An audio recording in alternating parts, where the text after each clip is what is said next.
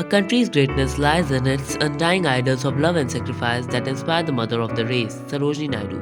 With this, I want to tell the bio of my favorite poet, Sarojini Naidu. Sarojini Naidu, known as the Nightingale of India, was a celebrated poet, playwright, and Indian independence activist. She was the first woman to become the president of the Indian National Congress and the first woman to achieve the post of governor of Uttar Pradesh state. She was born one of 8 siblings on 13th February 1879. Her family at that time lived in Hyderabad, India. Dr. Aghomat Chattopadhyay, her father, was a scientist and philosopher. Varda Sundari Devi, her mother, was a poet. Sarojini was an extremely intelligent child, becoming fluent in 5 languages and wrote poems for a young age. Her father wanted her to follow his footsteps in world of science and mathematics, but when she composed a poem which she titled The Lady of the Lake, which was 1300 lines long, she impressed him with her mastery of words, and so he began to encourage her.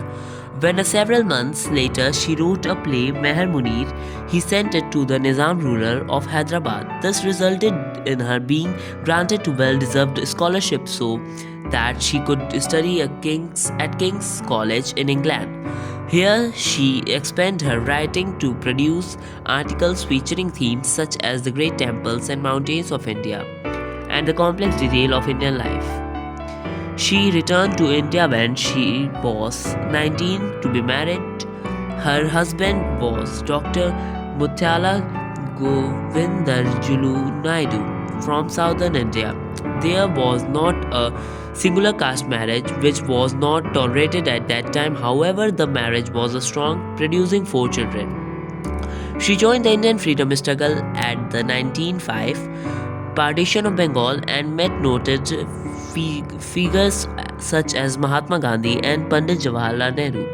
She traveled extensively to other parts of the world, including Europe and America, in order to speak about the Indian nationalist cause. In 1919, she visited England as the of Indian Home Rule Commission.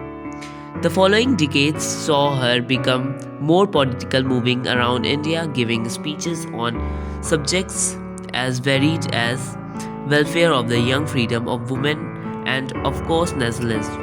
Her election as president of the India National Congress Party was in 1925. Now I am going to tell you a poem of Sarojini Naidu, Song of a Dream. Once in the dream of a night I stood, lone in the light of a magical wood, soul deep in visions that poppy-like sprang, and the spirits of truth were the birds that sang, the spirits of love were the stars that glowed, spirits of peace were the streams that flowed. In the magical wood, in the land of sleep, lone in the light of the magical grove, I felt the stars of the spirits of love gather and gleam round my delicate youth, and I heard the song of the spirits of truth. To quench my longing, I went me low. Thank you.